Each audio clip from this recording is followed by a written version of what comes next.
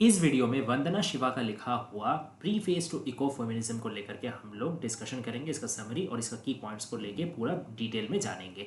इस वीडियो का पीडीएफ आपको मेरे टेलीग्राम चैनल में मिल जाएगा और टेलीग्राम चैनल का लिंक मेरे यूट्यूब चैनल के डिस्क्रिप्शन में मिल जाएगा, वहां से क्लिक करके आप लोग ज्वाइन हो सकते हैं। तो आइए वीडियो को शुरुआत करते हैं। सबसे पहले समझ लेते हैं इको फेमिनिज्म एक किताब लिखा गया है वंदना शिवा के द्वारा, जिसको को ऑथर किया है मैरियम मेस ने। दोनों ही इको फेमिनिस्ट हैं और इको फेमिनिज्म के बारे में ही लिखा हुआ ये पूरा किताब है। उस किताब का जो इंट्रोडक्शन है या प्रीफेस है, उसको लेकर के हम लोग आज आलोचना करेंगे। इस प्रीफेस या इंट्रोडक्शन में ही इको फेमिनिज्म क्या है, इसका डिस्कशन करना क्यों ज़रूरी है और ये इसका टारगेट क्या है, ये क्या अचीव करना चाहता है और क्यों आज के दिन में खड़े हो कि हर एक व्यक्ति को, चाहे वो पुरुष हो या नारी हो, इको फेमिनिज्म जानना और उसको प्रैक्टिस करना भी इक्वली इंपॉर्टेंट है। ये सब चीज़ हम लोग जान, हालांकि ये चीज़ आप जान करें इको फेमिनिज्म ये वर्ड लेकिन वंदना शिवा के द्वारा मतलब इन्वेंटेड नहीं है। ये वर्ड सबसे पहले फ्रेंकोइस डे यूबोन ने कॉइन किया था। She was a French feminist, उन्होंने कॉइन किया था 1970s में। हालांकि लेकिन फिर उसको पॉपुलराइज किया है वंदना शिवा ने और मैरियम मेस, ये दोनों ही। सबसे पहले वो थोड़ा सा इन शॉर्ट में बता देते हैं कि ये जो इको फेमिनिज्म है ये किस चीज़ के खिलाफ संग्राम करता है या किस चीज़ का काउंटर करता है। दो चीज़ें हैं, एक है कैपिटलिज्म और दूसरा है पैट्रियार्की। फेमिनिज्म तो आप जानते ही होंगे कि पैट्रियार्की का अगेंस्ट में जो एक नोशन है, पैट्रियार्कल जो ऑपरेशन है उससे निकल करके आना है, वुमेन का डिग्निटी और वुमेन की इक्वालिटी स्थापन करना, ये है फेमिनिज्म। अब यहाँ पे इको वर्ड जुड़ी है, eco in the sense ecology, यानी फेमिनिज्म के साथ जब आपका इकोलॉजिकल अवेयरनेस भी जुड़ जाता है तो वो बन जाता है इको फेमिनिज्म, यानी इकोलॉजी और फेमिनिज्म का एक क्रॉस पॉइंट आप कह सकते हैं या एक मेल्टिंग पॉइंट आप कह सकते हैं।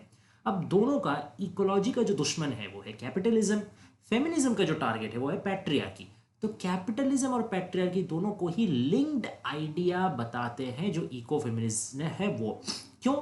क्योंकि दोनों ही अर्थ और अर्थ के जो संतान संतति, अर्थ को यहाँ पे मदर अर्थ के तौर पे देखा जाता है इकोलॉजिस्ट द्वारा और इको फेमिनिस्ट द्वारा भी, that earth is a mother figure, she is the creator and the source of all types of energy and life forms in the world. ठीक है, तो उसके मदर अर्थ और उनके जितने भी संतान संतति है यानी बाई प्रोडक्ट्स है, जैसे वुमेन, चिल्ड्रन, एनवायरनमेंट, कल्चर और जितने भी मार्जिनलाइज्ड है, मार्जिनलाइज्ड यानी डाउन ट्रोडन सोसाइटी में जो अंडर प्रिविलेज्ड है वो, तो इन सबों का शोषण होता है। किसके द्वारा? दो चीजों के द्वारा, एक पैट्रियार्की के द्वारा, एक कैपिटलिज्म के द्वारा। तो अगर किसी एक को हटाना है तो दूसरे का खिलाफ भी संग्राम करना जरूरी है।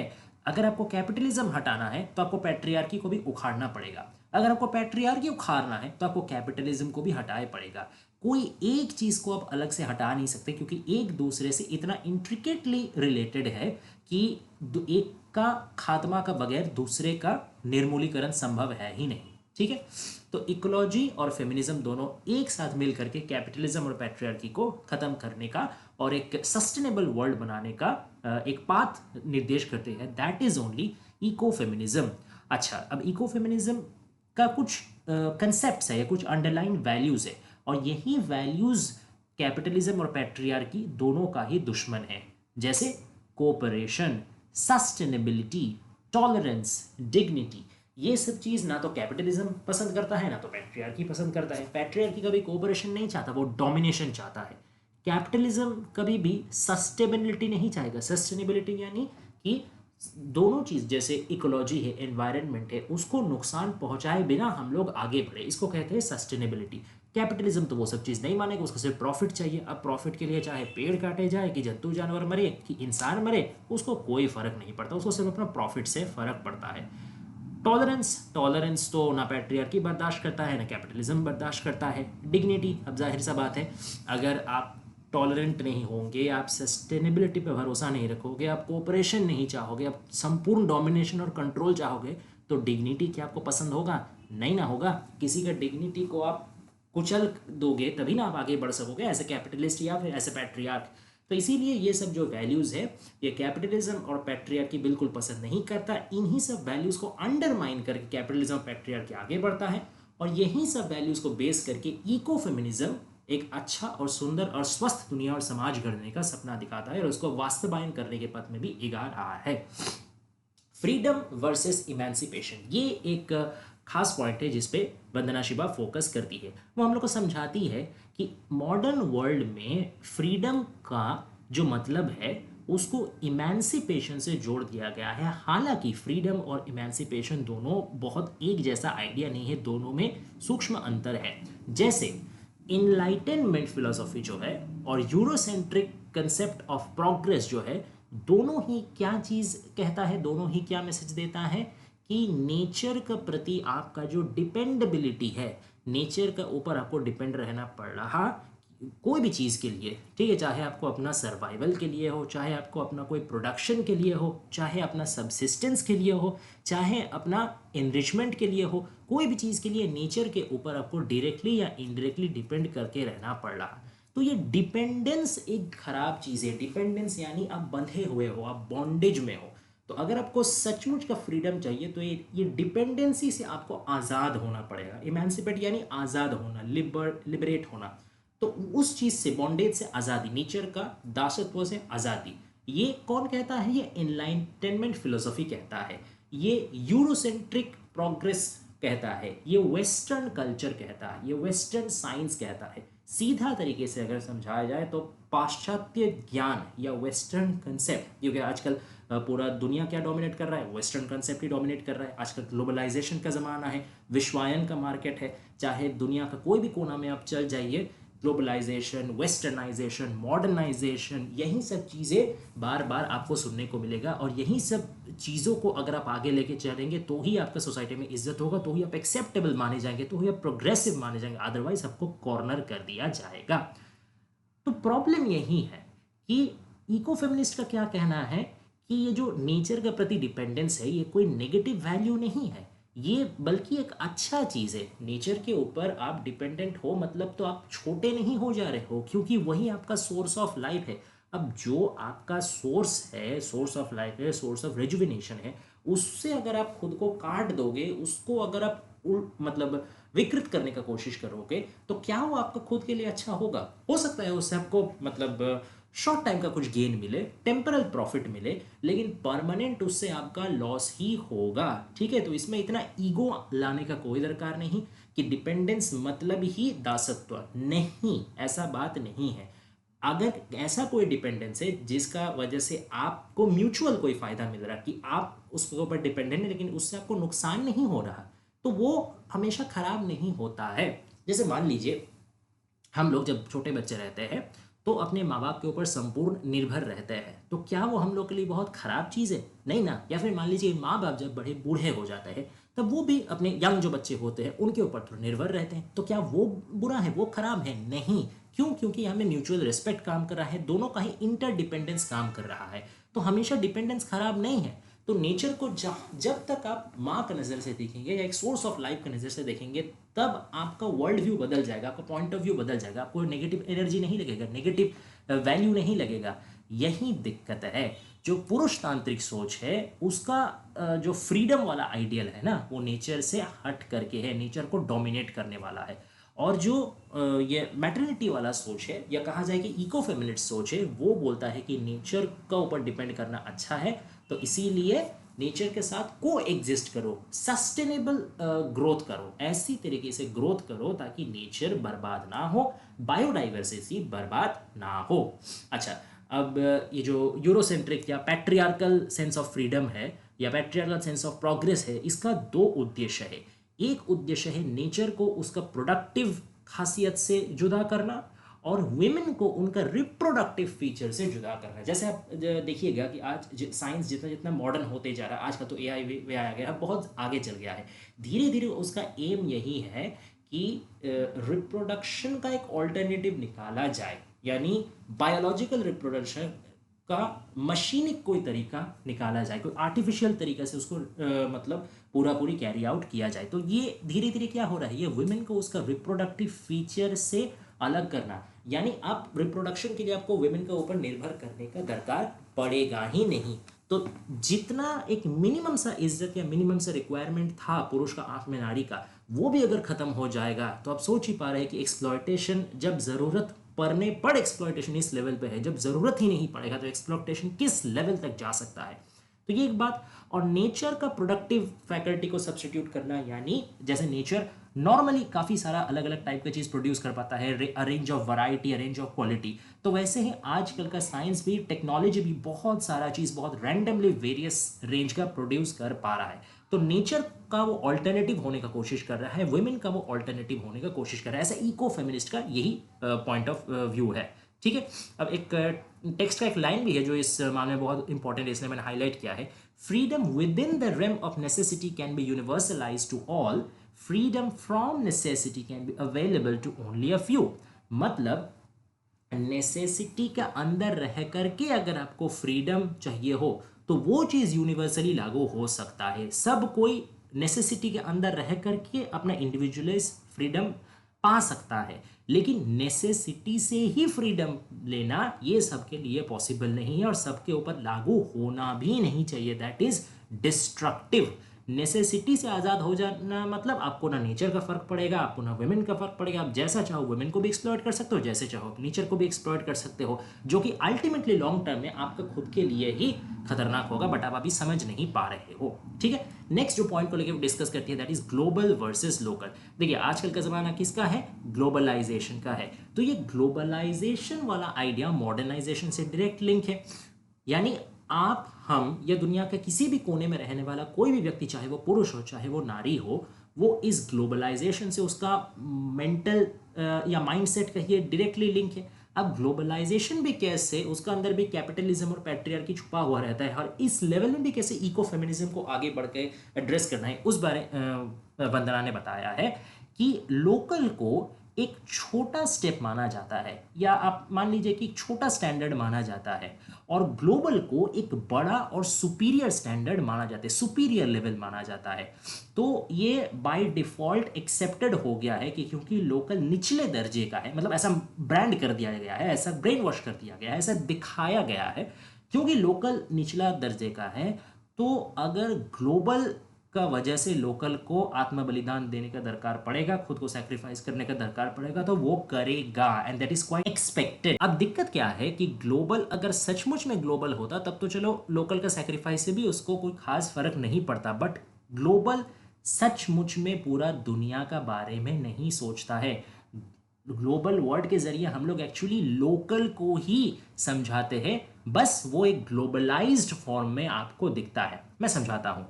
जैसे मान लिए कि कोका कोला ये एक ग्लोबल कंपनी है, ठीक है, दुनिया का कोई भी कोना में आप चल जाए कोका कोला आपको मिल जाएगा, लेकिन इसका मतलब ये नहीं है कि कोका कोला पूरा दुनिया का सब कोने का बारे सोच के, हर देश, हर सिटीजन, हर तरीके का इकोनॉमिक ग्रुप, हर तरीके का कल्चरल ग्रुप के बारे सोच करके अपना काम करता है। वो सिर्फ और सिर्फ अपना प्रॉफिट देखेगा। ठीक है, जिस जगह से वो आया है, जिस व्यक्ति का वो फाउंडेशन है, जो गवर्नमेंट उसको फंड करता है, बस उसी लोकल इंडिविजुअल इंटरेस्ट को वो पुश करेगा, उसी को वो आगे चल लेकर के चलेगा।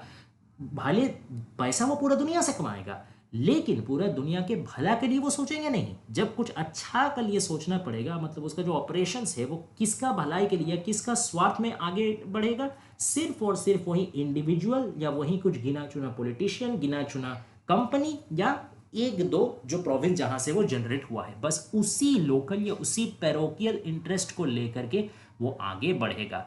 अगर सचमुच में कोका कोला, मैं बस ये महज उदाहरण के लिए बोल रहा हूँ, ऐसे ढेर उदाहरण है, आप कुछ भी ले सकते हैं, कोई भी ग्लोबल आप company, global institution, global identity कहिए, अगर वो सच में पूरा दुनिया के भलाई के बारे सोचता है, जहाँ जहाँ वो बिजनेस कर रहा है, जहाँ जहाँ वो कमा रहा है, हर एक जगह का अच्छाई के बारे, हर एक जगह का सस्टेनेबिलिटी के बारे अगर वो सोचता, तब तो कोई दिक्कत था ही नहीं, तब उसके लिए लोकल सेक्रीफाइस कर ही सकता है।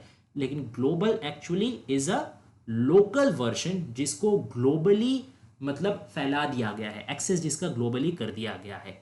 अब ये दो तरीके से फायदा लूटता है, एक ये खुद कोई लोकल या नेशनल कंट्रोल में नहीं रहता, और दूसरा ये बाकी सारा लोकल और नेशनल इंटरेस्ट को कंट्रोल करना चाहता है। तो ये डबल डिसेप्शन है जो ग्लोबल नाम का जो कंसेप्ट है वो खेल रहा है हम लोग के साथ।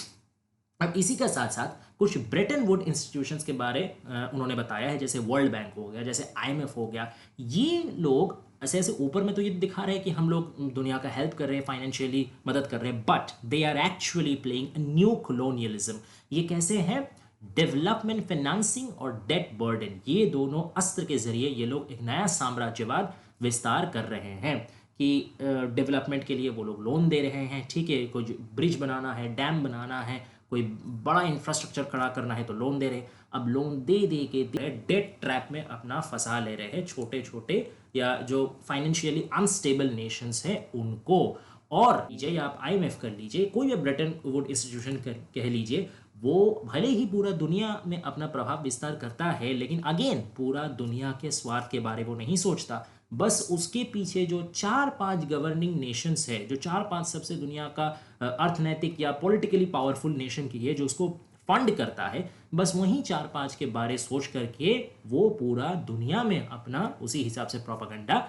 अब फेमिनिज्म का क्या काम है? फेमिनिज्म को चाहिए था कि वो पैट्रियार्की और कैपिटलिज्म दोनों के विरुद्ध लड़े, ठीक है ना, और ये चीज को समझे पैट्रियार्की और कैपिटलिज्म कैसे सेम तरीके से फंक्शन करता है, दोनों के पीछे का माइंडसेट सेम है। क्या? कि टॉलरेंस नहीं सहन करना, कोऑपरेशन नहीं सहन करना, कंप्लीट टोटलिटेरियन डोमिनेंस चाहिए, एक नायक तंत्र चाहिए, एकाधिपत्य चाहिए।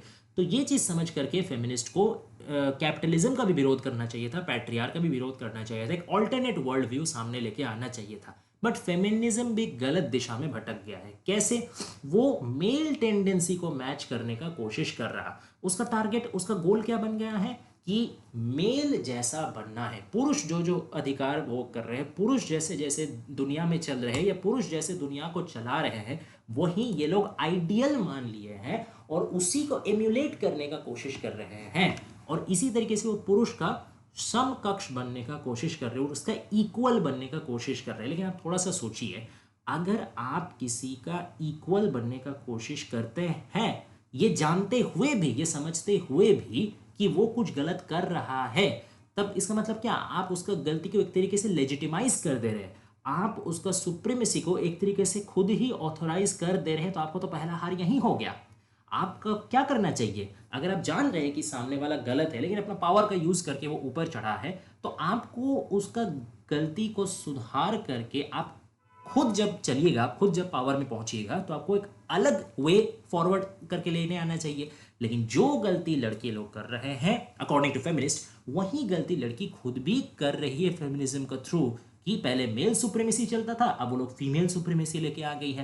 पहले जैसे मेल सोसाइटी पूरा मतलब क्या कहे, नेचर को, रिसोर्स को लूट लेता था, कैपिटलिज्म जैसे इकोलॉजी को बर्बाद करके, मार्जिनलाइज्ड पीपल को बर्बाद करके अपना प्रॉफिट गेन करता था एक तरफा तरीके से, फीमेल भी अभी वही सेम चीज कर रही हैं। बस वो सेम कॉइन का ही दूसरा पीठ हो गया, ठीक है ना।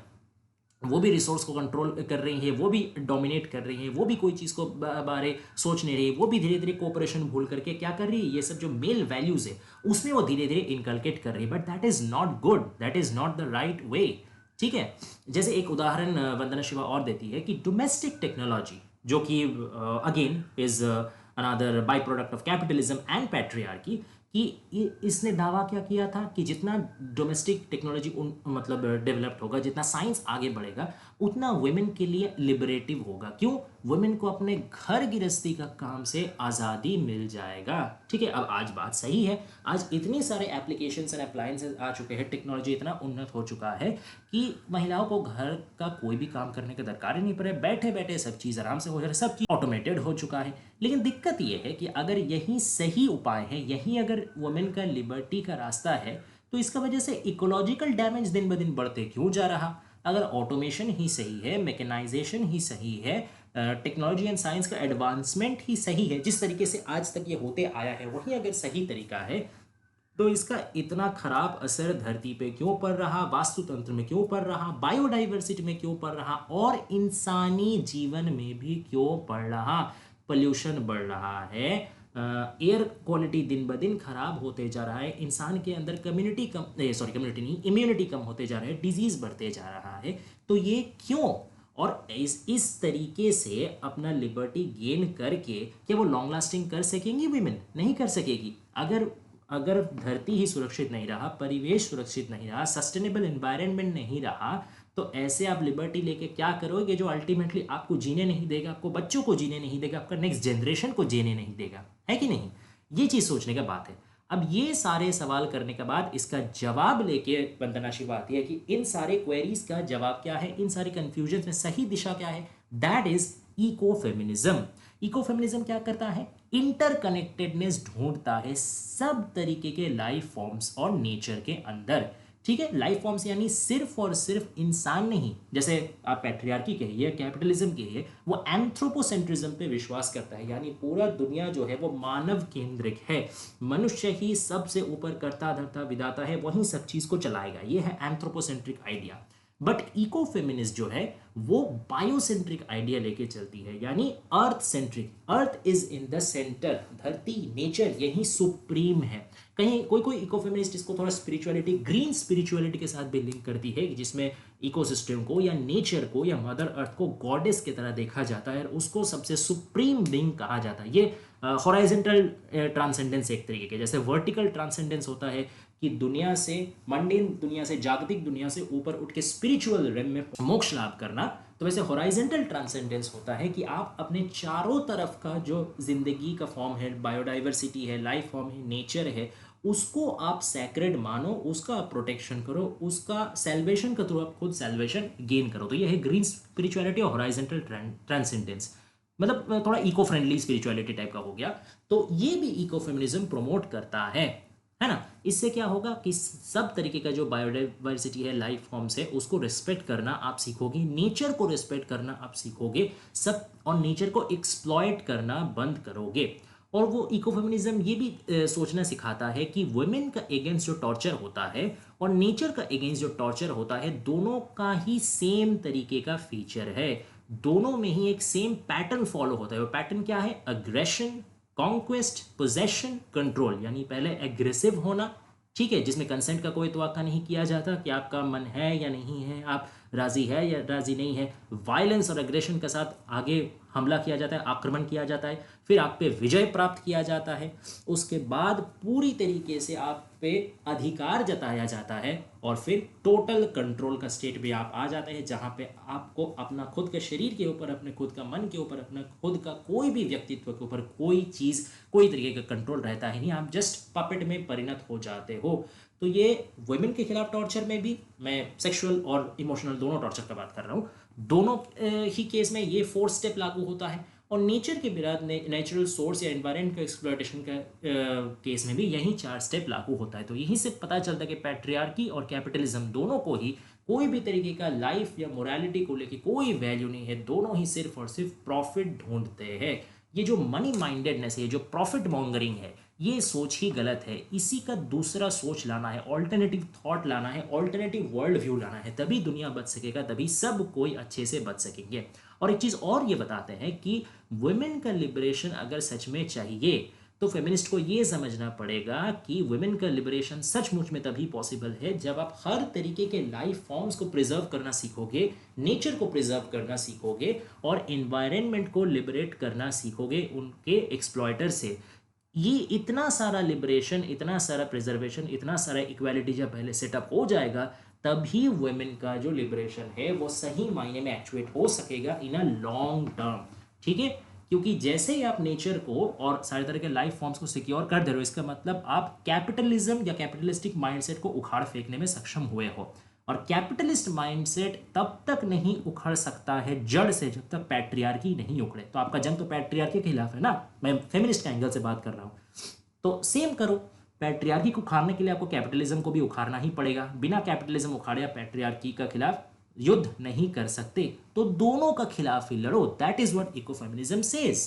ओके, और ये जो आर्केटाइपल मेल स्ट्रेटेजी है ना, ओवरकमिंग और ट्रांसेंडेंस का, ये चीज को हटाओ। इसका जगह में क्या वैल्यू लेके आओ, कोऑपरेशन लेके आओ, सस्टेनेबिलिटी लेके आओ, और एक साथ जो म्यूचुअल रिस्पेक्ट है, love and care for others है, ये भी इनकलकेट करो। These are the positive values. ये था पूरा समरी। इसे का आशा करते हैं आपको पसंद आया होगा। अगर वीडियो अच्छा लगे तो लाइक, कमेंट, सब्सक्राइब कर दीजिएगा, और नेक्स्ट कोई भी टॉपिक में वीडियो चाहिए हो तो कमेंट डाउन कर दीजिएगा। हम लोग जल्दी से जल्दी वीडियो बना करके डाल देंगे। Thanks for watching guys, please stay tuned.